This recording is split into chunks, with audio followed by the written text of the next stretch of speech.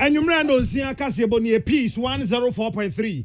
Okay, 101.7 neat 100.9. Your ship house, Abakan Junction, Accra. Hello, 101.5 FM, Kumasi Edum. Harishmama Yamamunina Aju. And you may or may not who also in some day for radio stations. I would also Ghana Neaman on it. And you're there to peacefmonline.com. Peacefmonline.com. Yeah, Kamuse Kasiboy Air Live, Air Facebook. Peace 104.3 FM. NFA. YouTube so yeah live despite media yeah we are part 93.5 FM Konongo money ya kachire kra mabamu we are part 93.5 FM Konongo yamamo akwaba sanso so ena Kano FM dambai moso yamamo akwaba Kano FM eno dambai moso yamamu nyina akwaba na stations ahodo amukura kasebo emu nyina so yama obia akwaba damase se mukura sa kasebo yi emu nzema FM fo moso yama makwaba emamo abatna se any stations nkaya eka ho enyina enumrenku se enkonye sie no nsema yabo no ayede ebremu de di akotinu wom ene se owura Austin Game labor consultant no de ato abanenim se you tag for wo made hiade no wo made srede ne dia wo mo pe no. So they will act in a certain way that you don't like. So share information. Look, and don't assume that because they are professors, they are at the upper echelon of the society, it is assumed that they have everything at their disposal. No. Sir, now watch your chamu media budget and for the sound for the cotuja. I want to say, no. I'm not able to afford home commerce at charging home. And now, one more church home come every year. Mr. Speaker, so 334 billion as of June 2021 under President Maham. You said responsible borrowing. Where is your responsible borrowing? Where you borrowed for COVID and you can account for a sizable population of the country? So for one Ghana, you know, my one Samson Abu Matthew or Poku Prempe. What I told my father, one more voter river authority, and say, one more year pass, in a man who didn't baby, a Becobia or Ghana, no. Entry chancy, now entertain cause a Crasby network. Ghana National Association of Teachers, nuts. None in a better just say, or how much it's a moon nine, and you how much it's a moon song, and I a diaka or market young one market yano, a rucosro. Nanso, woman, I could turn to Munity. Mr. President, the on-schedule Beto Commission, the Obeshe Aketia for all public sector workers. Obi in 40, Obi in 50, Obi in 60. We realize there is no fairness. So you also divisional police commander, so I'm a woman, so I can't know one more me Korea, any Pamian. I was to say, one more a regular, one more young robbers, Yakob Dwamo. The national executives, Edema Ghana Union Movement, Gum, Amanyukono, Womuchum Safety, Ebraya Tuaba, every year I watch a fear Chamuno. Amanyukono, Kofa by Nipenya Odano, Reverend Christian Kwabin Andrews, so which are bottom. We're just party not to baby and baby. One more Yanukra will move. And then because you're no and you may. Oson's chemist, that Oson's garlic capsules, MTN everywhere you go. High Sense Ghana, everyday prices for everyday people. JM Ado and Sons, one more a day, Budges organic apple cider vinegar, any nuanum abba. Duffy's Health and Beauty, Ohima Feminine Mixture, any nuanum rode enam. Carl Bank, or say phone. Obo star 771 hash star 771 hash ya bibi a pesa okọ banking hall ko yebia obetumi aye amano aye kama nyuma ko yada roma na ote yenka adwenkyire ni nyina so ebre so a ye bekenkan ede amamo akenkan fo amoti yenka nwumre yi eye me nana ya okese na ohine nana kwame amo afi ye no tenu masikoi ya bama mania dada say Angola mampeni João Manuel Lourenço waba wa maimun srawe na waba maimun srawe eye nansa ene waba babedi e wo Ghana ha sei ama peni na nado dankwa ekufu ado ene tonsa e de frɛ no na emra woni man peni na nado dankwa ekufu ado ehia ye no ama mienu yen penimfo ye ne se wo mo badwonjire de adi kan anyankofa e da ama mienu ntem na wo ma pekwan a sa anyankofa no ye bayirim ase me ko slit mu ahoma bawe na emu hojo kura na nyame anim nie emra wo mu sia ya no mpanifo mienu adwenkyere ni na ese mpanifo kasa bebuo kubu se ampa humani suma minti ana atwe mienu to basakwa mu bɔ mpenten kwa ɛwɔ kwa yebretuom na yɛyina emra Angola mampani ɛkasa no ɛno ɔse wɔndu agidi yie paasa Ghana ɛne Angola so ɔmo yɛ kolabo na wɔmo makwan ɛma wei nimdeɛ ɛne nadwenkyere wɔwɔ ɛfa ɔhaw bi a ne nua kɔmu wɔde ba ne yɛde yɛ adwuma a ɛbɛtumi aboa mama mienu ɛtumi aboaboa wɔn ho ama ɛhawo a ɛwɔ wɔ ama mienu mu no yɛtumi asɔfo no simple wɔse ano da nkyɛn ya wo hwɛ a sɛ bi yɛse ɔfe ho nsuanu a ne yɛde nwa emu nam timamufo a wɔ Angola ne Ghana wɔn wɔ nimdeɛ a sɛ ɔmo nimdeɛ no sɛ yɛtapo nimdeɛ no paa sɛ pamwan na yɛde ayɛ adwuma paa ɛnka ama yi mienu ɛmma da so ɔmo bɛgyina beebi aka sɛ yɛwɔ haw anaa yɛwɔ amanneɛ bi na ne no ɔse wei deɛ ɔwɔ wie animu no sɛ ama yi mienu sɛ wɔba Ghana ha ne mampani bɛhyia yɛ no ɛmfasoɔ baako a ɛmpia mfiri mu mmra sɛ ɛbɛma sɛbi wɔn mo nhyia mu yi anyankofo da Ghana ne Angola mu no emu bɛpi asotwan sɛ aman na sɛdeɛ wɔakyerɛ mu no ɛba na manwɛsɛm mu ɛba ne sikasɛm mu a ɛba no nsrahwɛ mu a aman mienu adi nsawɔsoɔ na ewie pɛyɛ sɛdeɛ sɛ na ɛfata na ɛwɔ mampani na nadoda nkwakufu ado nso nkasa yɛ mu ɛna ɔse nyame anim ne yɛba Angola mampani bae na yɛ papapapapapapa na asɛ aman mienu anyankofa no mu kubu na yɛn na ɔse Ghana ne Angola anyankofa no ɛnyɛ ne na sɛ ase o fiti colonial times da ton saa bɛ no kora na Ghana afarefoɔ no wɔn mo ɛtena kodoɔ mu ɔsesere bom taburu bom wei yɛ adeɛ wɔyɛ a wɔn mo firi Ghana ha sɛ yɛ wɔn dɔm ne kyerɛ Angola na wɔn akɔ akɔkye nam aba ɛmiɛnyɛ bi awie mampanin wie no wɔde abasobɔ ɛma Angola man no sɛnti a wɔbɔ wɔn abaso. We see the future in Africa in the solidarity of the African peoples and their ability to cooperate and work together to develop the continent. Your visit here is a strong indication of the willingness of your own people and your government to go down this same path of solidarity and cooperation. There are many areas of mutual interest that tie our two countries together, whether it is in the development of our hydrocarbon resources and the exploitation of our mineral resources, the development of our agriculture, development of our educational systems based on science and technology, advancement. There are so many areas of common interest where the successful cooperation between our two countries can be of great benefit to our peoples.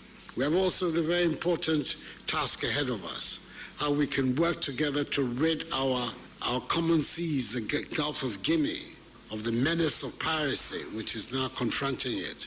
It's not a good idea that today the Gulf of Guinea is reckoned as perhaps the most dangerous seas in the world. My penny and other than Kwakufa don't know. Ewa penny for me no see a moon at Yena. As a for me no one more Ghana and half a Angola, our mushe, a man on the ensem so. Metre Ghana suffer on a hair and yaman on ensemsona, Angola and so. 1 month suffer our hair, Angola and Crawford so and some woman as in Kunyama the pain, SC paper swa. 1 month sign and Tassiania and Obenkrum crater. Nina no one de Babuama. I did say Ghana, and I did say Angola, woman ya asetna papa. Volta River Authority enya emfie aduosia ya uguso ehye ho efa. Na hyehyɛ bi ene sɛ panifo a ɔmaba bɛdi VR anim emfie aduosia ni nyinaa no panifo ayɛ hyehyɛ ama wayɛ bibi sɛ ohoni ya eno efiri wonti sɛ ɔmboso ha sɛ ya ɛkɔ wɔn soropɛ ɛna wayɛ ne saa sɛ bɛyɛ wɔde ɛbɛyɛ enkaidum de asi baabi akyerɛ sɛ zampanifo yi wɔn maba bɛdi Volta River Authority adwuma n'anim pɛn na ɛbra ene wo bodwa ɛwɔ shama mensine no ɛwɔ atɔ mantamu na wapasa ade no ɛhontoma na wade na die no ɛna ɔsoafo ɔhwɛ nyina mahode ensem so Dr. Matthew Opoku Prempe ɛka sɛ sɛ nyina mahode abɛyɛ ade bi a ehia nipa dada setena ne ntoto ade bibia sɛ nkane ani hɔ na woyɛ bibia enye yie enti nkane ano aba bɛka nipa nkwa ho ɛkyɛ sɛ wotwe wo ho si wo baabia enye yie ɛno nti ɛna ama Volta River Authority aban ɛni abrese ɔbɛboa wɔn ama adwuma bi ɛde ahwe wɔn sa no ɔnom ɛtumi ayɛ ne yie na Dr. Matthew Opoku prempe fasa kwan no so da mpanifo a ɛdi kan ɛwɔ Volta River Authority adwuma nom ɛne pɛn no ɔwɔ sesia ase sɛ wɔn ayɛ adwuma mfie aduosia nie ama nyame adomene yɛda so ɛwɔ VRA. For 60 years and continues to play a key role in the development of this country. It is into energy generation, but really it is the power behind Ghana's industrialization and growth efforts. Without VRA, currently there will be no Ghana. If you want to know, look at how people are rebelling with doom. So last night, around 11:30, when I was putting myself together to retire, I had a text message from somewhere in a suburb, a little area in Kumasi, and the person was telling me, said the Kadiani do bibi. So I decided to do bibi and ask him a question. When he steps out of his house, can he see light anywhere? He said, oh, actually, I said, it's only in Ghana that a small local problem translates to the Minister of Energy. If it comes to the Minister of Energy, it affects everybody. No, Marco, Juma Benumebe, Dubaku, Mrs. Mua Baba Beda.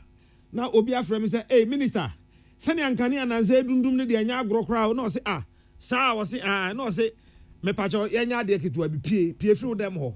Na sure do ma me hwese se nkane ho say oh da ba ko na wa kire on de nkane ho na aha say no na nkane no say tunkwa ofie ho kakra kane ni na ayedum so no sa na tie say Ghana no kane na ba be hia ni pa ma se edu ba bi na kane ni wa na obia ho yira no enu nti Dr. Matthew Opoku prempe asre Ghana for say yenya ban ho abotre na ototo ne ma nyina yie enu achi na engineer Emmanuel Entwidakwa ya wo chief executive officer da Ghana Volta River Authority ano kire say mpanifo no a wɔn abɛdi VRA anim ekro ni nyina no adwuma wɔn ayɛ ɛka ho bi na ama enne wɔn maduru ba bi a wɔduru no in the thermal space. It will therefore not be out of place to say that this successful singular milestone paved the way for and led to the influx of several independent power producers in the country. So, Mr. Minister, I'd like to repeat, but for the things you see here, our sector would have been completely different. There would have been no private producer in this country, but for the work that was done by our earlier executive. The successful completion of the first 2 thermal plants in the country right before us today not only made it possible for the others to follow,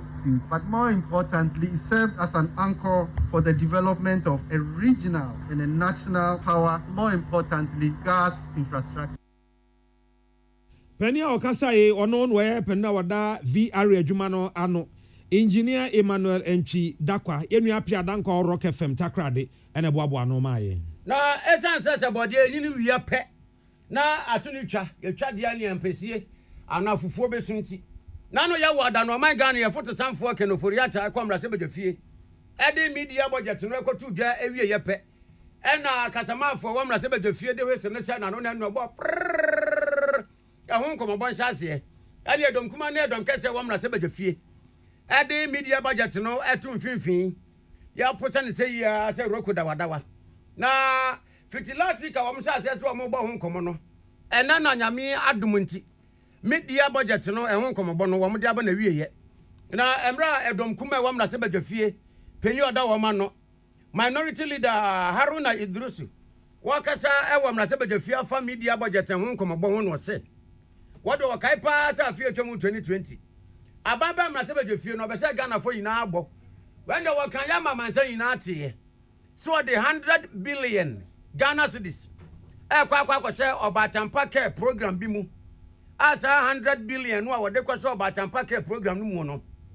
wode beboa ama enwuma ankrankra eyeye eni enwuma ewo wo Ghana ase no emu atre baga ya ase poso eno da nsanyi a obatampa care program no ebebiebie enwuma ma emebunu titiriwu awo no na monten so batire wo ma ba dobra ne asante ne na monten so aye romi na ambassador no wo menya adwuma aye nanso so wo kankan na ni 2020 aban be se gbonu be si eneyi a wakasa no a sa wa batampa care program no sebi enwa snake kra no ebi mpien free mu sebi emrempon free wa batampa care program no mu mai nan was wo bi se 100 billion no na enkoye anasa eko na enkrofo bi de signpost aboso se one cross wo pese ohun wo se wo no se ya wo tie radio ana wakenkan de bon krata na so tie news no what is MPP aban we wo bo no safo yene dwane num ese an eba ne Ghana bakosemu a wono ne abanye a wonim se de atoto sika economy ya tunu yiye te se dame a wodi agora wo beto kwakwa a wo so aye ote sa asem no ya na aban ho ye ne sirese atwe abanye a wonim economy yiye no ene na aban no tisuwe ene waka se eka eso Ghana no ne kase atie nu wa hyen Of the IMF, it is near 80.3% of GDP, pushing Ghana into a debt distressed country and the risk of it. Mr. Speaker, so 334 billion as of June 2021 under President Mahama. You said responsible borrowing. Where is your responsible borrowing? When you borrow for COVID and you can account for a sizable population of the country benefiting from COVID vaccines. What did you do with the money? PPEs, not to give people a job. And Mr. Speaker, I have with me here debt as a percentage of GDP 2016. Adama wa emrase bejefie kuma na ewom no ba no dini Haruna Idrisu ena yete ni nke na nu akire yi ena ono abo se che mensa bonsu a wono ena ye peni a woda edom kese wa emrase bejefie ano wono so kasa no so wosre ni nuan keto Haruna Idrisu se onya dia wo kan kra na mfata no se ba be kase MPP aban boa se eba no aban a wo munim economy ya enye wo mo a preso so na eno no se 2015-2016 MPP aban bae come and see na NDC aban ya economy ni poto ama economy no yare wonte apo eno na MPP aban we esan so onim economy yenti wakope ko de ni aman bi no to paye e de ama economy ankakrakra enko economy ye ekonanim na no ase said the MPP aban ya economy ni kura no wo hwe anananom nsamanfo ne abosom kura di hu da sese MPP abana ya de panti MO. The Minister of Finance informs that the pandemic is more than a health crisis. Restrictions were imposed on the movement of people to contain the spread, and these restrictions disrupted households and businesses with very many job losses and reduced incomes for many people, especially those in the private and informal sector. This is what translated into the recession that we suffered as a country. Hotels and hospitality industry are literally on their knees. As I said last year, Kempinski, which was the flagship in this country, which employed 360 people, had the speaker to send 300 of the 360 home. Only a skeletal staff of 60 remain. What do you expect? Many of the hotels that were closed down, and we didn't expect that to translate into the economy. Certainly, if you didn't do that, then clearly you don't understand economics. And Akan, and clearly, what's the economics? COVID-19, yeah. Why is a kakawure near Hua? One why Magana buying? Want to me my economy military and free. Na kan ya COVID-19 pa na last year ni muso be sign Ghana pa e ko mba be hu economy na achachefo enkabom ko Ghana National Association of Teachers wo mo e wo brano nhyiamu bia ode ehyehyɛ so na de to so aduonum miensa abaso e wo Sunyane 53rd Regional Delegates Conference ya no e ba so e wo Sunyane ye bono mantab no ahinkru emu na enumu no ena titrani a oda nat ano owura yere fer palasin e ka se aban na anu ade a wo ye ndi enya fekura we mfatao na feri sa afia so pa na aban wo tu teacher fo akatuemu a wo so hanche mu enan ekoka nson 4 to 7%. Oho aban we di enya fe ye hu bibi na we di mfatao kra. Mr. President, the on-schedule Beto Commission, the Obeshe Aketuya for all public sector workers. Obi 40, Obi 50, Obi 60. We realize there is no fairness. Yeah, with the insisibere baby, and we want that fairness to be in the system. We are not saying people should not take allowances elsewhere, but the basic salary of all public sector teachers should be the same. So that if I'm an assistant director teacher and an assistant director nurse, assistant director who goes into parliament, who take the same basic salary. If there are allowances, no problem. But at the end of the day, when teachers are looked down upon because as part of public sector unions, 1,4%, 1,7%. But going forward, we are not going to accept anything. That is not going to come from a commission. Ora yere Philip Alassen ono any titrani or Ghana National Association of Teachers NAT ano. O can say nati ko na de ba kwa woni ho agro kra ne emabunu sanse wo munim se enempanifo yi ni ho a mabunu ya de ba be di ade enti nati nsiesie nyina ne se wo mo boa emabunu no eni titru ema ema wo ejina wona aso. We give credence to our youth and especially our women. Yapeda yam rent and enketesi and you don't want to warm share your name. Until we have a youth policy. And I am Messiafono, so we want to build their capacities. Today I'm the national president of NAT. Who knows? One day somebody, a female, could be a regional chair, a district chair, or a national president. And so we build our capacity. But in some of the areas, when the NATLAS and the NAT youth desk approaches the secretariat and the executives for budgetary allocation to organize their programs, there is no money, and that thing should be a thing of the past. So that you go to me at TM rent and Nketesiano. I'm a yenua, them render yes champagne fubia name, no was way to my say name. Krakramo and Waka say, not a photo. One more ewo Shishebi ewo, ya. Busumi bia, what teacher Nibia, 2 cities, a bois, a momo, Sakobasa Cheche Nibi. Ekonya kokora na cancer says canon wo de sane yade eno achi wo mo be mpem miensa eko mpem aduasa ewo ho ya wo mo de eboa achechefo no a wo mo nya akoma mu yare ana asabo ene brebo emu hawo no. Yeah, welfare in terms of NAT, it is not bad. We send the the welfare of our members is paramount. Apart from the cancer treatment that we give to our members for free because they pay 2 cedis, we pay as low as 3,000 Ghana cedis to individuals and as high as 25,000, 30,000 Ghana cedis. But we want to win your hole in heart, no liver problem, no kidney problem. The GS has not been supporting, but NAT we will support it. We may not be able to pay the total cost because of our members. And I must say that sometimes we spend over 1 million Ghana cedis on individual teachers for their welfare. And we need all the levels, right from the local, the district, and the regional level to support all of us. We are one big family. Philip Alassen, Achachafo Kabonko, Ghana National Association of Teachers. Ono NAE won't training. Now, your temple on inquiry, and I at Yam. You watch at your voice and with you, and a tier for better than someone. Ghana National Association of Graduate Teachers.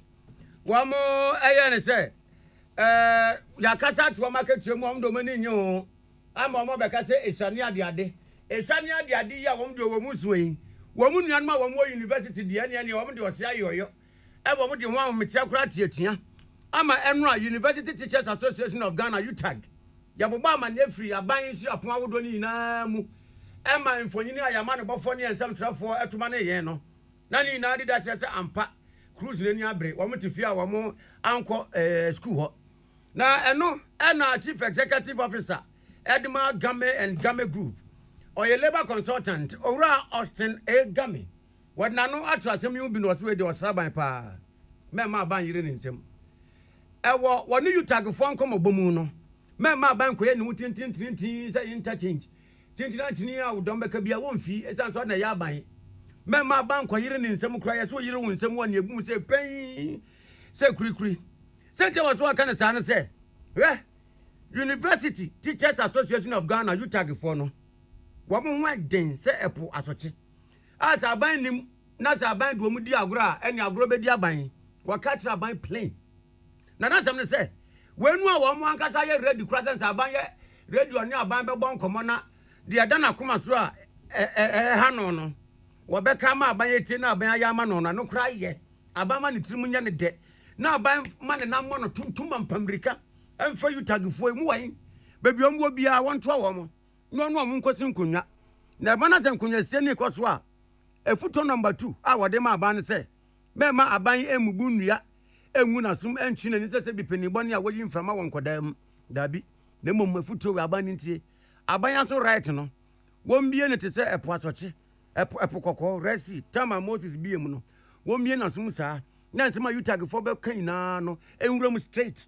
Oh, yeah, you tagging penny for no, much left in the Socasa. Abaying me not left in a gramophone a power volume, no, won't be in Costro. Said the Baya were betting a mac. Na on fire a padiemra, labor loss, no. And to the one cano. Now 1 year, now some year, emra. Mamma banque and wootin tintinity, and this assembly. Ora and Gamine, your man before William Gantu, and a bonkum.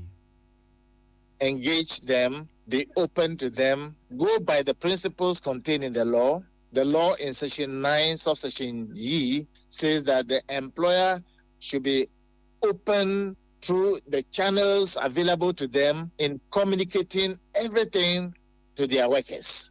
If you don't open up to them, you don't share relevant information as in section 97 to them, they will assume that they see you acting in a certain way. Your programs are not fully known by them, so they will act in a certain way that you don't like. So share information, look, and don't assume that because they are professors, they are at the upper echelon of the society, it is assumed that they have everything at their disposal. No. Na kwakwa mu na owura Austin Game eba man yese National Labour Commission abadwuma kwa wa matade ne se eba no apade mu sikasem nyina ne awontotie nyina wo na so wo se be yikukuo wo se wo sra wo mu ada se aya me mo ntena wa ma edwumekuo bi ese abanya se na se edwumekuo abantia ne ka no wo maketia wo nsem ebeji nsemu na babeduru baby a yutagifo de yeduru sei je so mko strike ansa wasi Labour Commission we de wasra wo mo eba no aketuanse se ya aya wo mo ni aban ni nsa wo so wano bra no emo mo ntwetwe mo na ase wo me ne sa na de ye nko sei eba no. I would have wished that the National Labour Commission would be a lot more proactive than they are, because under the law they are supposed to have their antenna up. I don't see it in its full strength. They should be tired though, because a lot of cases are with them. So they work virtually every Wednesday. Sometimes they do it on Wednesday, Thursday, even Friday when it's very necessary. So they should be tired, I concede. But that notwithstanding, we are over some millions of people in this country. It is not intended that they should necessarily be the people saying it. They can invite people to support them. That's the spirit behind the law. Nipayati in Kenya, Chief Executive Officer Game and Game Group was National Labour Consultant. Ora Austin A. Game. Now, Colleges of Education Non-Teaching Staff Association. Ko ba bia tete a chekere fo no a omo ye adwuma ho so omo nkyira de no omo ekuo ho asem ene ye kan omo de krata bia pie bia kire se aban ni omo edi asem bi na nyede asam ne nyede kra nti omo ka ama chekere fo enso atibi na aban so ati ase se omo so ahwehwe krata mu hu kwan aban de omo nam so no enye papa no na ekuo yi chekere fo oru asamolopoku ene pise fama twetwe nkomo na asem ene se Wama huzo omo chira de no se ukra first degree a ye do to level 17H. Nanso wamo no a ewo sa school kro ye mu ba bia tete teacherfo yi no wamo de omo nya kirechirefo mu ye adwuma foforo no so ukuta first degree a wo de do to 16L na je se wo no wo degree no ya fa ne se mu oha eche unua no no chira de no na no sisi edikan afa ye wo sika bia e fa no critical support premium eno se so wamo ma no Non-Teaching Staff Association for no ye ma wo mu bi eno so eyasisie sa ne mai e wo se wo ho achewo wo mu aka ye mfi wo mu na afa de eni braba enti wo mu di ka ma aban hint se aban sa de we nyina e wo ho enkoyie na hwe ne ye hu bibi na anya sa da o meka wo mu ho no enya asem papa mo my Ghana. College of Education are now tertiary institutions per Act 847, the College of Education Act, since 2012. And since the migration, it goes with conditions of service. And since that time, the conditions of service has not been forthcoming. And there are selected issues here, still pending. There's 7-point communique, 2018-2019 book allowance. Book allowance, allowance paid to senior staff A at tertiary institutions, non-teaching. The teaching counterpart, they take book and research allowance. The non-teaching take book allowance. Our 2018-2019 book allowance is still in arrears. Ministry of Finance issued letters since last year, said the money should be paid. It has not been paid yet. Our procurement officers and estate officers, they are supposed to be placed as senior staff A in any tertiary institution. If you have a second degree, you are placed as senior staff A, but the College of Education are not recognizing them. No matter the degree they have, they still treat them as senior staff B or junior staff. Migration arrears. Since you migrate here, here from 2016. And in case we are working 20 cities, maybe not 1 city, Abeka home, maybe 21 cities. I realize I say within that period, na migrate still in Tia. Was teacher for Omotia. If there is some interim market premium, so allowance if you are senior staff. You know, Moka and Omotia says on Mama interim market premium. We agree, say, about 2020 effective date. Na enwachi ana ora Samuel Opoku ebra enuaba Gladys Boache ode ne twetwe nkomo yi ebisa de sentin so mo kan nyina se abanka se monto mo bo ansa de na mo be. We have given government time up to the end of September. So after September, end of September, we have not heard anything there. I think we'll also advise ourselves. Also, we declare strike. All the issues that have been raised are issues that we have already written to the appropriate institutions. The issue, Ghana Tertiary Education Commission, the former NCT, if you also have fair wages, appropriate authorities. And the issue be issue dragging on for years. Letters, appropriate institutions. They are not new. We are only bringing this to the public domain. Pay your friend Samuel Opoku. Why Colleges of Education and Teaching Staff Association of Ghana. What more church for? The woman she must send me an wakacha this year for senior high school say. O senior high school, no man fan say, also wako school no be keke. I drink say.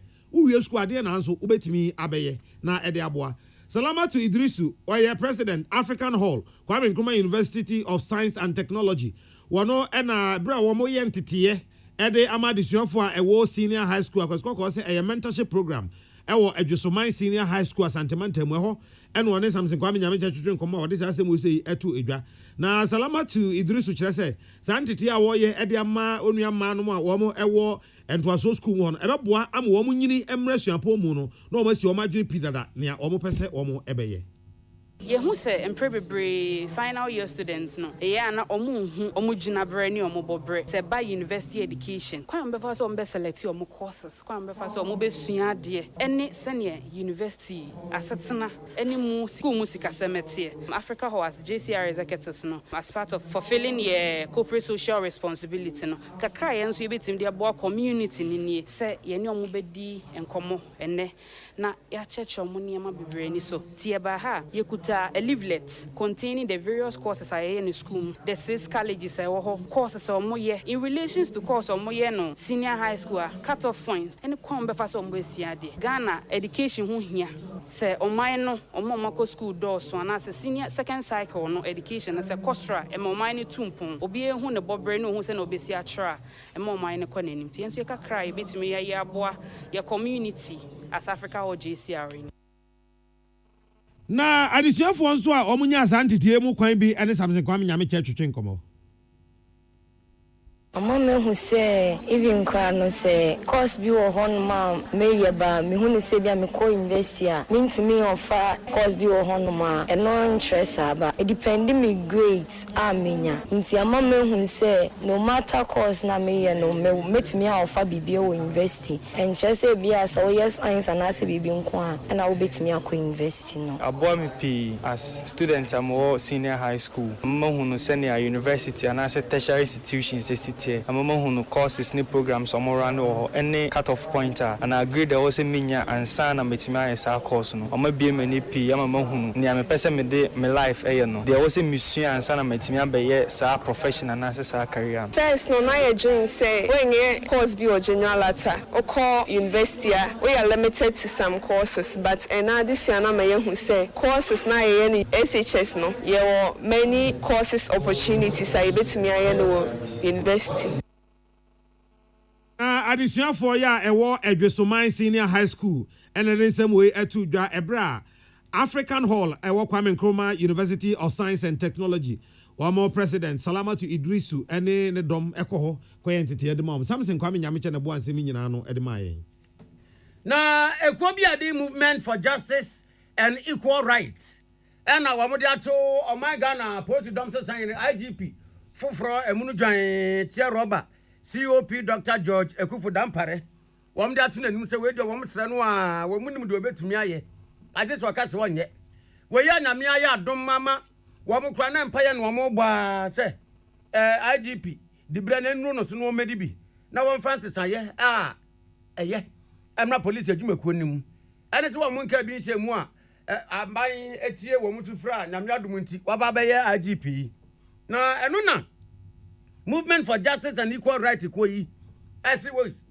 COP Dr. George Kufu Dampare wo ma de sedie nie se wo yi a waba be ye IGP no dia wo mo se free no wan se police adwumakuo na wo ho no enye enti wonye police adwuma no body works enye ne servicing na enimonyam a police adwumakuo ewo no sabre pa de enye stretch marks aba begu no amantobro yin na mfifiri sɛn na aba begu police adwuma na enimonyam no ama ye prekese ne aye something which is there bibio ho enunti COP Dr. George Kufu Dampare wonye police adwumakuo na enimonyam no makeup wontu ne pons na enye fe pa se de Ghana for pese wo mu hu no na ba kwa wo betumi aye ama enimonyam no wode be ye pons eni makeup de atwi police adwumakuo no ene se ense se ya wo sa brese se driver ni bi ana senka ni bi bu akwanso ense se de so a police fo no a se wo mo ho edni ko gina wan kona edi sika tempata sika gya no mane kono kayense sam nanka wa be die enkoba se driver bi atwem wo red light driver bi akwa akoye de anye wo kwanso police ni akwa akogina no ho ebi kroka se scanse wo ho a ebi se wo momo ukasa han pen ya normal ni yesiane ko ebi kranso je bebi se wo ATM se ha wo ne bank bi wo ha ya yenko na ye yenko yi ni ade no ni na etuo betwa wo mu tutu de ne se COP George Ekufu Dampare etwa sa de ni mu a de won fan sha na emu ene se driver ni bi ye bibi a enye wo kwanso na esese ya jinis car ye man chet chet no ya de ma no wo de beko bank e na akwa tua okotua ma bank ya ende o man kirem nipa anseska no ba no a ye mfa nkoma no sa ban yo se police adwumakuo no ende o man kirem se ye mo mo chet mum ti so bi atwem wo red light ni ya man chet no akotua wo bank eno ni ska bi anko police ni a wogina kwan wo botum Alhaji Ben Ali Siman what a coordinator Edema Movement for Justice and Equal Rights Ekui.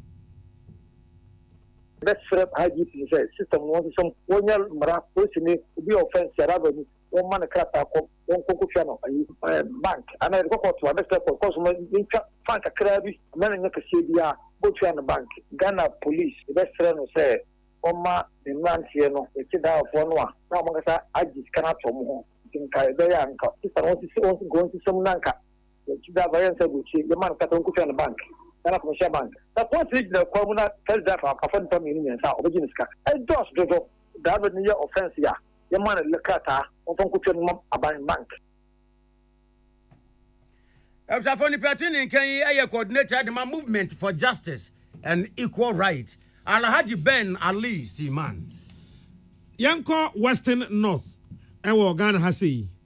Na sehi also abaya sabia kese no. Medical superintendent ya honum Dr. Jonathan Mensah. O say COVID-19 eba ye Ghana for boy ho modene edi ye huni ema yare no ekofom. Nanso say den confirm fa COVID-19 ahuni die hihye ne nya hwehwehwehwe. Say bi ni say wie ye no man for kasa e. Wo say ai ono man pani wa kasa won hye mask ntimi so me hye. Obi say an mask e hye ne bag im. Adan ya wo say ono man pani nim so yare. Enti no won hye mask no.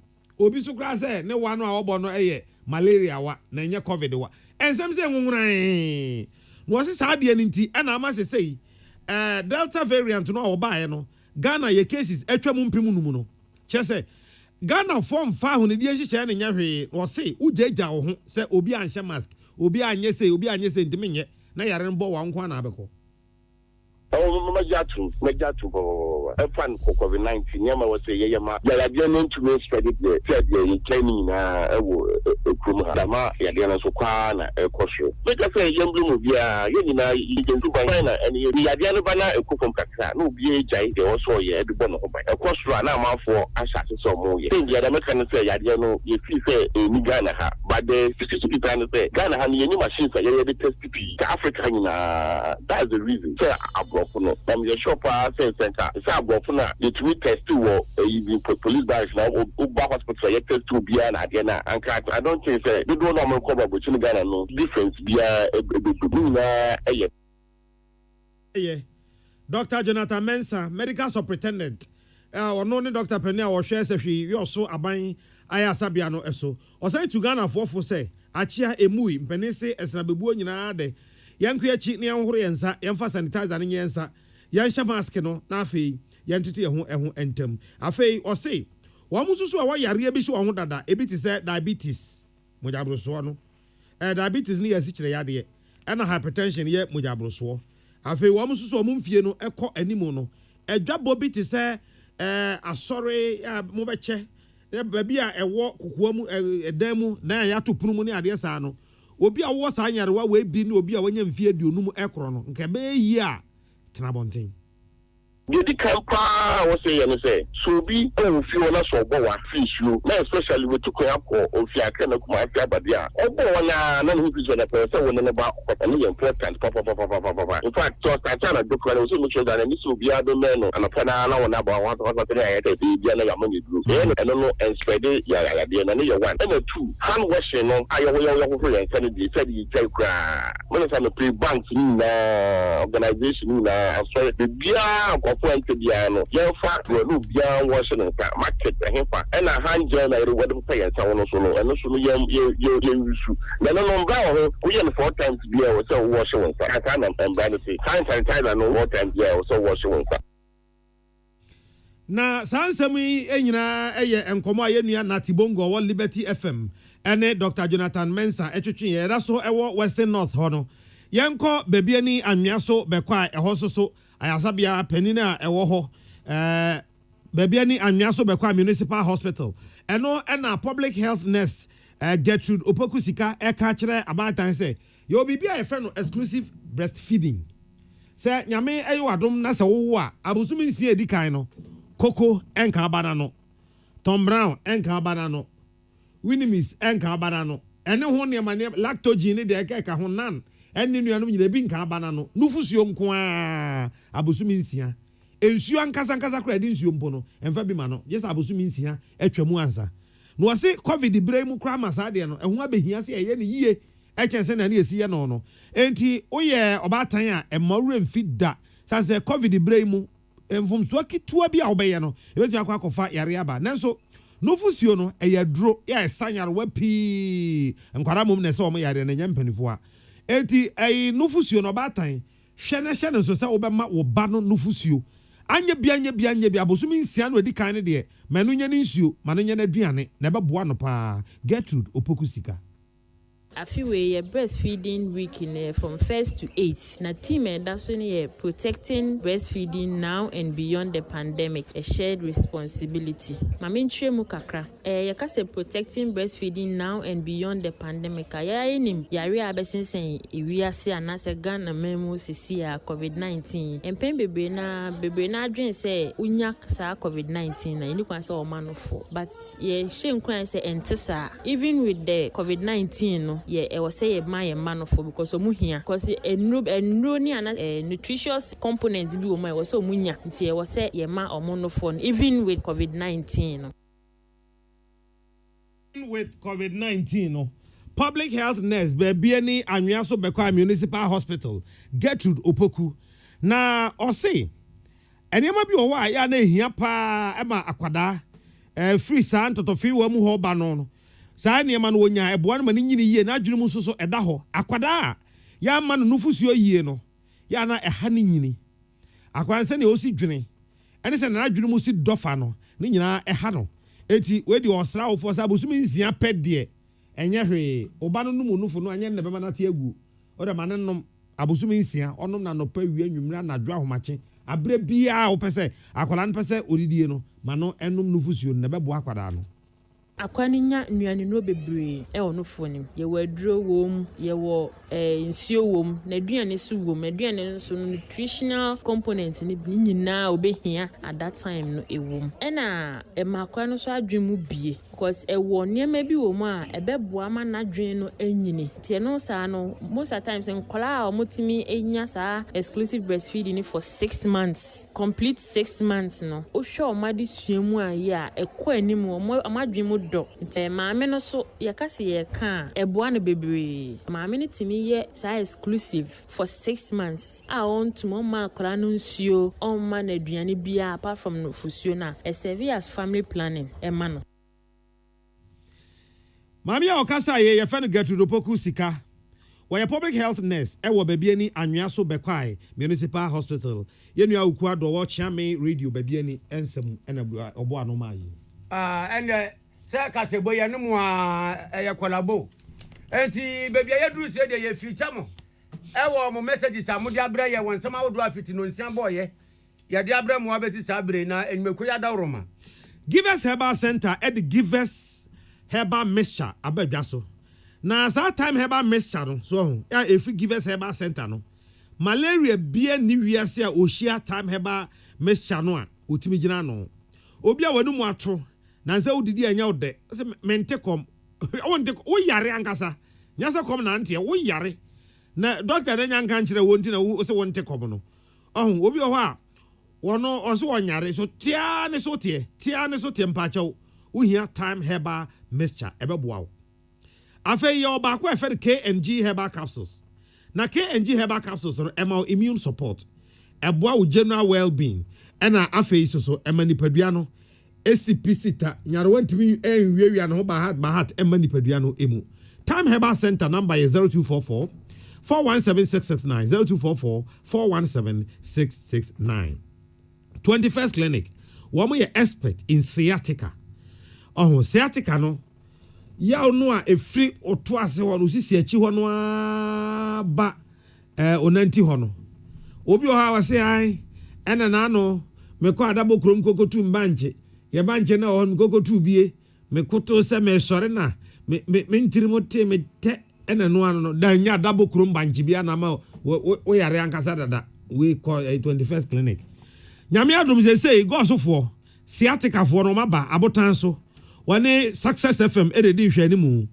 ndu de wotie news yi wo Success FM adi akire ko opposite ho no abo se 21st clinic wo mo e wo ho nti afoma mu yenso yanya bi na se wote sa ya no amfa anko 21st clinic dia wan hwe a okọ ba bia be yo matra makọ eno so emwa okwan bia so enkra ha sei okọ East Legon American House enchen hwa ufri American House na best assurance ni na best point ni assurance opposite asi na 21st clinic ena ewo ho no ena dobe have you do abrosanum so wonom ewo ho for 21st clinic I was 0540 311 311 0540 311 311 Givers Herbal Center Givers Herbal Center na the Givers P capsules eba adwaso no na Givers P capsules no bajotie ni ye Givers P capsules P ni gina ho ma bema bi so wahu bema bi a edina semma no enti bema bi a sesi anu awie no mpacho wo hia Givers P capsules mesrewo emfa nya kwadworo wo hia Givers P capsules ensa egu bema ho wote yaw ewo ho se wo gu nsuo so a wote yaw soronko bi ewo ho no ma mesrewo eye se dro no ana ebeboa wo ye oba kwa efe ne Givers co capsules ene ye koko sisi yade obi oda bia ne yemu atim da bia ne yemu atim enti ya ka sei enya bo 4 no almost start production sei u betwema ko pa si yesraw wo fa yesraw me enwie e be wie sesi a man kwati me ka che ne say yesraw ye production sheet me enwie because omunim say unya wura ho say wom ma si bepon omso beko because we yem bon dodo be pa chew wo hia edura e betumi yi sa yem kankan no e de afri ho wahu wo yem bo me atu din na yem kankan hene the first mesra wanye efere enye Givers Cool Capsules eno na beboa 0543 222470 0543 222470 and 0506 851135 0506 851135 Givers Herbal Center Time Herbal Center and 21st Clinic at Aroma madwen che ne fa edika eni sofo nana hima yem kankan ne wan nana yem kankan hene the first wan wo de wo wi akobisa manom wo chiro mbechiro obi avene ni mumra na mehwe we parade identification na wo page out na mehwe so e suspect the bema bema na na yem kankan here the first ye maya no na ya na obesina kwa na ma no pa ne chose ye production ani as a kodro pa no honda pa no e be mo papa chembe huna mane so onye wa ha for Facebook Peace 104.3 FM na fantastic Wilberforce and also when they fix the country campaigners ya adwe papa baby o man yedu ne dey was fixing it straight away wonu o mo ya adwen wo momwa na o mo ntwa ba na adwen si 102 bi so o man ne yare pa ntiapo ehia treatment na Daniel Yabo aka ko yo no se bra kwa me nyamye nim ne petiko minority wo mo ka wo man Ghana ya hawo ne amane enyema ntimi mo amane nko nanim no wo mo ka wo bi papa na nsanfo ne de wo mbeye aban we wo be de wo so ye Daniel kwaku ni patete edifre wutu breku eno so pese ofo akonya yi so na wo de to adisa wo mo wutu breku ni na anim se corona no wan ni wan papa any kwanso obi a jeja no toto safety protocols na se kra capital di free gods mensia ejo NDC o se ma menka bibi ntire mu mo pa monko enko soa atro ne dodo echen tujimi mu na momfa mra momfa nsongu mu nsija so na entu akra no a mo propaganda ne atro ni na ebe fall flat sanza Ghana fo hu dada na Dr. Babazamu master planner junior Kentampo wose sa yare coronavirus no a yedidi agro no wo didi agro be ma agro di wo wini muntra Kofi Sami JB odi free bechema ma krom and was breastfeeding yeah papa it's good pa was that the yeah papa yeah na do yebi mo say be ma tum to da honom nti na say DJ Omale ene wayo si go so and was nya mienum ne mom yen kan kire mampeni na nado dan kwaku fado body ogbo no modene ade de oye nanso MMDC is no list no ntu de mampeni kransa ne nsage ne no ntumi nkofa list ne free baby ewa wo de wo pa wonu DJ Omale wonu wayo si wo mo abeja ato mo so aye no communal labor akwa ba na ade na ache pa age udi na nadwumo youth organizer hold for Nkranza Osman Penny na nado dan kwaku fado dia isifu be dia memu na be ya ma isifu ne so achiko za ma no ojongo no mampeni aya ade mo mi amprenu Facebook messages kakrani yo yamfa we enhome kasebo no so na yanye aboafo enkrato ye ba gum executives kire se ye to abawi abosumi ngotwini wo mo kofa bai osofu kira abosuma yira wo mo hu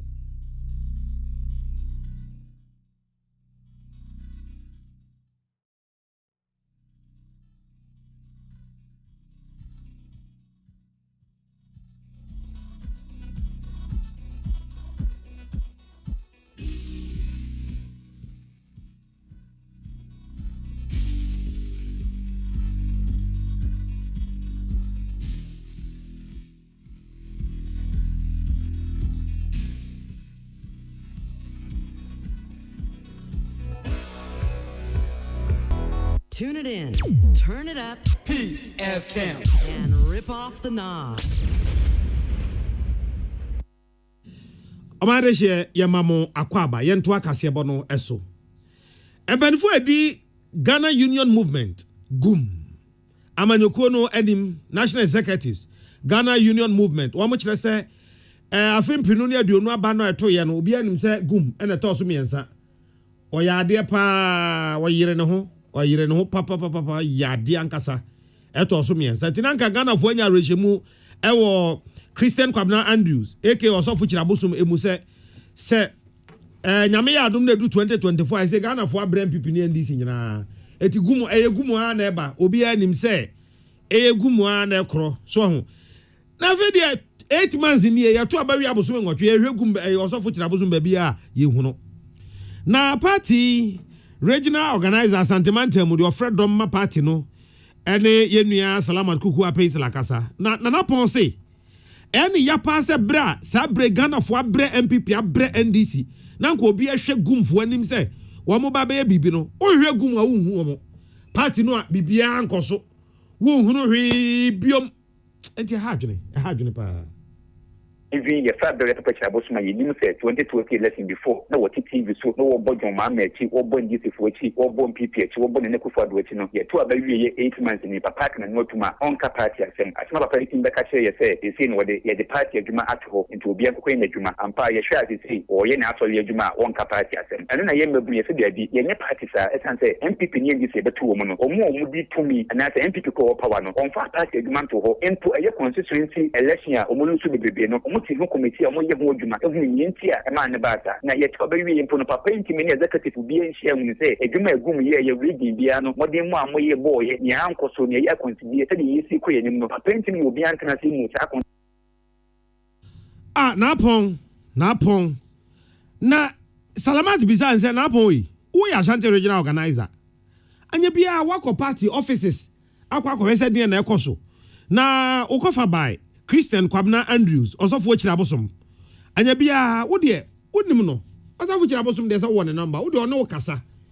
Where me and you, yes, be all the phobia so. That be our Chirabosom Casa, and Tia to about you, one in Akasa. In the party, Biano, you see party in Kumia or party of it. They know Catalunya, but Oko regional party of it being for Yajuma, Oko national party of it. Between a year, Hawaii, high presently, the company for him, the secretary, and the company for the party Abosom, Oko national headquarters here, Abosom of Fini, Kadu de Ma, and Yajuma. He said he knew the big Empire and company for him. Yet I saw Offer Penny being Hofa and the Pet Abosom, Offer Muka or Monfa. Then you have a final what is all the party as a man who are cutting off, keep a pet Abosom, one say or no, so Legman way, company identity, course, no, or Fabric, only or fun, who never say over capacity as my catch yourself, why busy, why cancer, and one time will be as I was in or more, my kind did not require offer or moon for cry. It's in penny for me, national executive Nano, who should be Obianfa, national time, communicator, or BID. You name Yakoso about for next year, and I'm penning 4 to Sana Mono. Na enwachi ena yenua Salamat kuku a paintel. Efre osofo Christian Kwabna Andrew osofo Chirabosom say jana wen o party mehwe.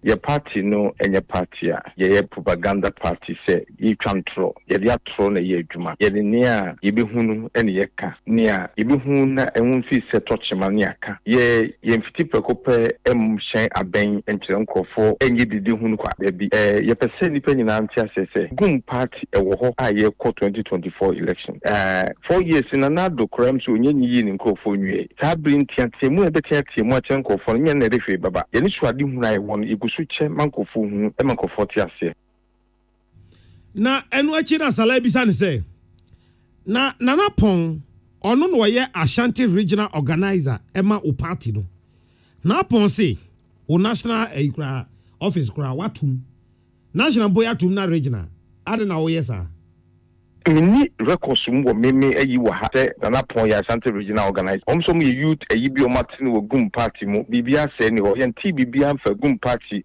youth bia wo Ashanti region wo mu na ti bibi no mo de ya headquarters nim yenim bibia fa ho yen empanyifo a wo soro ha bia ni wo nim bibia fa youth group bia ho etiri pekuo bi na abo ano no mo kasa na pon na bi be piem na pon menim no dia ene na wo yedi pa bia ye wo die en wo pa die enti no wo so pre no ni adwuma ye won ko pa adwuma na pon fan muba mo man nko kyeremo muba mo ne awagye die a me kwa enso wonko bibire kwa eno na nchen so okona na pon a ye tomuto man ne moto ne hu be wode afa ono so hu ye ne abribia dipa freme na pon freme telephone so kan so me ne hu mi no de ayeden so ebu ne wo mu ne so fi se ope so fu Chabosoma obeba me na so abehwe mbe me enti momento na simnimu ba ko bi o kan ho se fan Hamza o se ono ne Ashanti regional chairman enye no kore enti wo mo yes ta wo mo press conference ni na no wo mo ya trofo ye informa se mo nya adwuma dina po wo wi Chirabosom moto na wo ne se wo wi ne moto ohwew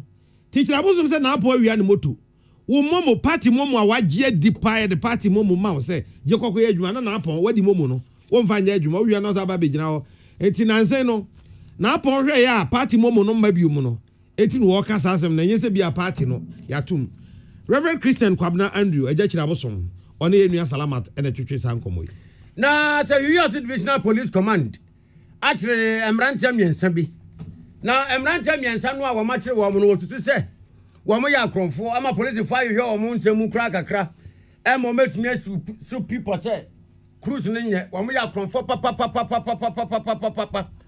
wo mo bɔ krono mpo kyen kwankwan do bi krono bɔ bia ekowuo ɛwɔ sɛhwi asawe nso sɛhwi yoso dwaboso dabiso emu mo bye goodbye ansa na akọ na eno na police impenifo ba ma na nom se Usembot etumirika edi agine din na ya zunzumazuma na esenso so enam boxing so apapa nkrofo menu achi ebubu ebi nsusu dodom egum ama ebi kura kansa toto omutiri mu odi agine din emrante miense di krono vidulo balao ena wo magba di aju omudin ewo 18 mu wa nyamya ya adom ya tiri omu se bofruit no na kojo prekese eyama no bofo a wo wa asemi nto aso The Yosu Divisional Police Command Achemrantia Miensa Omususu say Eye Kronoba Koso Sevia Science Sevioso any Seviabosuni Debisuno Eye Samranti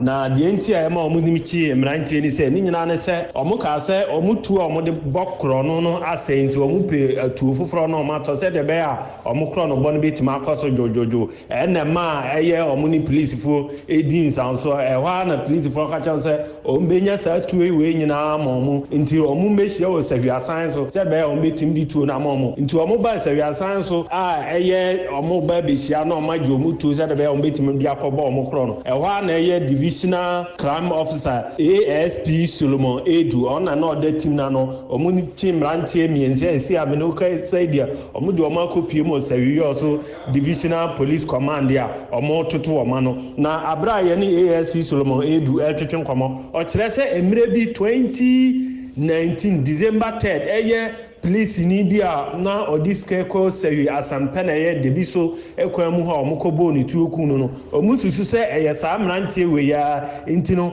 omususu se ye mrantie enum na ese omanya miense de nkaye no kwan ombefa so achombo de ombefa sa kwan bia so no matimi ache sa mrantie se de be a krono ba ekoso ewo sewi mantem ha na etuo betumi atwa se kai atiefo kra be na otwemiense ni krono bobi ekoso o sewi dwaboso highway ni nyina no omususu se eye mrantie e no mu tip mpom ha omu yesa no mu station ankasa a omu bezi a omu de yesa na ema eye 290 ho e no mu de omu tenten no asa a omu bepie mu o sahwi asane so omu chi omu kwadwo prekese ni de bi tefe mama ne bodasi kwame wo kaisa da yefense dwaboso kwam ho de na awoka no na ya ahomachi bi sa a o say driver for no ye stop wo mo a omu tutututu no se no ade anka ye pa oh police there Ghana Police Service just omu so omu nchewo omecho ezo be kombe zo no na nkwala nkete 20 to 30 years and they did 20 27 25 I feel wabio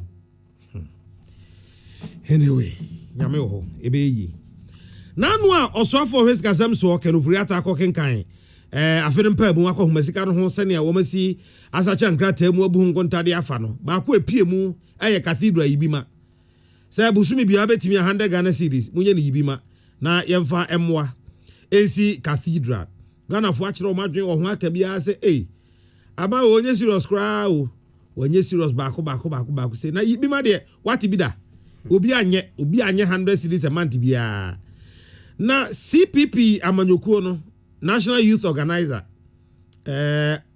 ono a design General Secretary Emma Coalition of National Youth Organizers your friend no Comrade Osei Kofiakwa o say hey aban we pa afa no unza aban onye serious wo the free SHS aba free SHS ye ndimi enyina na so papa bia sa so ahu enima bebre wo ho a wo betimi aye amagana fo afaola onya sa de no na ogina na yibima obi anyi hwe ma onne emfa ma ochena oni enua na omi obene wa na kasae na afei wo se obedi omananim amya pisika na obia nyi kakrama na emfa moa ne fa nya bibia omampani wanka nkyere ye se ufree SHS no asese egu no yɛma sika no fa kɔyɛ daabi ɛnyɛ no na wopɛ wanka nkyerɛ yɛn sɛ pencil factory nkɔdaa ne mpanimfoɔ nyɛ na susu pencil na yɛwɔ pencil factory ɛfɛ nipa 2,500 ɛwɔ Kumasi aboabo yɛma sika no fa kɔyɛ daabi ɛnyɛ no na wopɛ sika de akɔ akɔyɛ wanka nkyerɛ yɛn sɛ Ghana folk so ɛdi asitire nti yɛma sika ne yɛfa kɔyɛ Commander Sugar factory ne yie ɛnyɛ no na wopɛ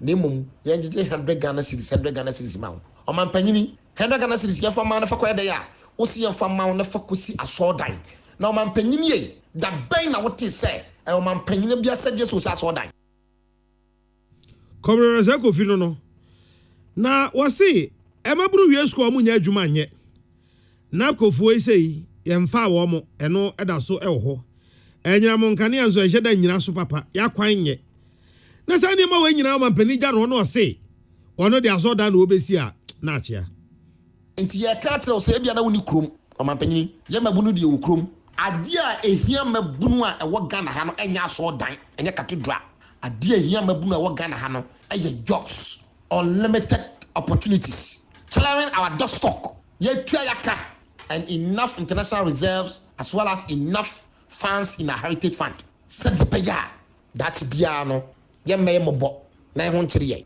deɛ ɛhwehwɛ bio nso ne sɛ appointees abo appointee wɔn no ɛnyɛ nkɔɔfoɔ a ɛyɛ nkɔɔfoɔ nko a one minister under the office of the president saa when an end to that deɛ ɛhwehwɛ ɛne sɛ ɔmampanyini ɔbɛtoto nneɛma yie ama Ghanafoɔ mabunu ɛnyɛ didasoɔ ɔmanyɛ nkrahyɛ na ɔmahunu sɛ ɔmo wɔ daakye pa Ɔsɛ Kofi ɛfrɛ ɛdɔm ɛdema CPP ɛmabunu na Coalition of National Youth Organizers no ɔno ɛna ɔyɛ wɔn kyɔkyerɔfoɔ ɔne Naomi Ɔbenewa ɛna edi saa nkɔmɔ yi abusuafo ha ɛna yɛde mo ebesie mo adwenkyerɛ tawi a aka akyire Time Herbal Center ɛna afei Givers Herbal Center Time Herbal Center ɔna de Time Herbal Mixture ɛbaayɛ Givers Herbal Center the Givers P capsules abana 21st clinic wɔno ɛna ɔsa sciatica ɛwɔ man mu wɔno mo adaworoma ɔsɔfo kakra bi ne yɛnkɔ na kakra bi no ɛna wei ɛyɛ Dr. Kalipo wɔse ɔsrɛ sɔfo kyerɛ bosom paa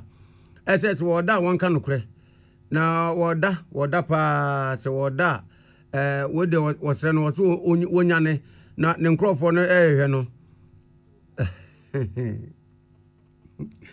wɔse chairman no a wɔse kyerɛ bosom da no wɔn nso so nkɔda bi ɛnso wɔn gye n'ani wɔnkɔda bi ɛna n'ani nkuma a wɔnya kyerɛ bosom n'ani kum na wɔna Ofosu James Secretary East District no so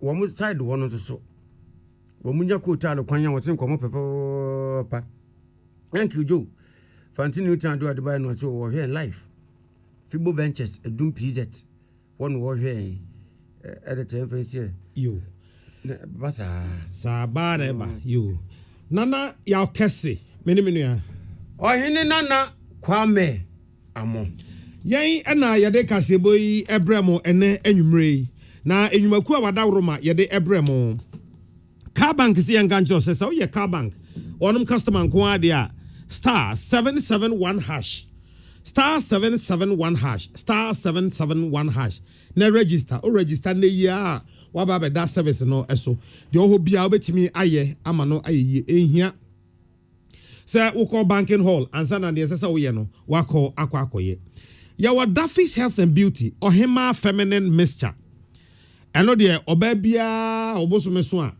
na reserve aka hɔ no mepakyɛ o saa bosome nsabuo no ɛnyɛ savings account no akatua ba wagya bi wɔ mu ɛnyɛ savings account ɛno no deɛ clear ne nyina firi hɔ ɛdi sɛ ba na sɛ bi ka ɛno no sɛ yare na aboaboa no no nti sɛ o make sure sɛ tem bi anya bia o 5 days ne deɛ ubenya finchem na bibia e kama ma na ɛyɛ ɔhema feminine mixture ɛna bɛboa wo ama onsa aka no saa yɛ ɔba akwa yɛ frɛ no Daff's feminine cleanser ɛno no deɛ ma deɛ Daff's feminine cleanser so ɛna ofrifie ta mbɛ ofrifie ahomakye bɛyɛ no num mpɛ mu o de acha no nsia ne fa so wo da so ofie one and dear friend no we boss say ni ade nyina wo be kɔ fie mesrew ayesiesie hu yie ansa no wada JMado ensanse menkanjo se wo mo na de Borges organic apple cider vinegar ya eboa eman from aboni ageni padua no nyina efiri ho no o mo na de baaye Yawo alpha vitamin C eboa boost immune system no pa afa oba ku bia e frɛ no acro ovulation test kit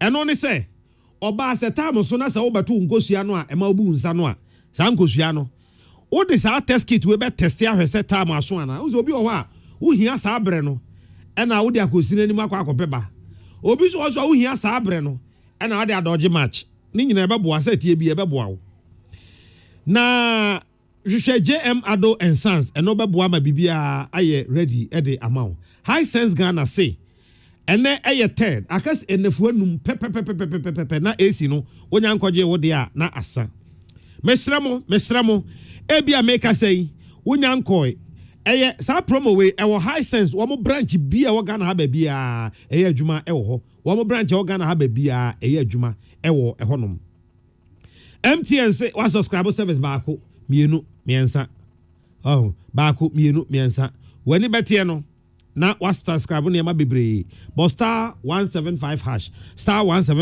ye be chiro ne ma wa subscribe nyina ne a wo mpɛ no na wa free so eno anu tie abusia ma me fa nko Oson's chemist o mo na de Oson's garlic capsules e badwa so no Oson's garlic capsules e ye dro pa eboa ema nipadua no enya ahoden afemu no enyina saa enwumakuo ya da woroma ena ye de kaseboyi ebremo ene eye ebenada ye sorry Mickey the triple darling Mickey Naomi Obere West Mickey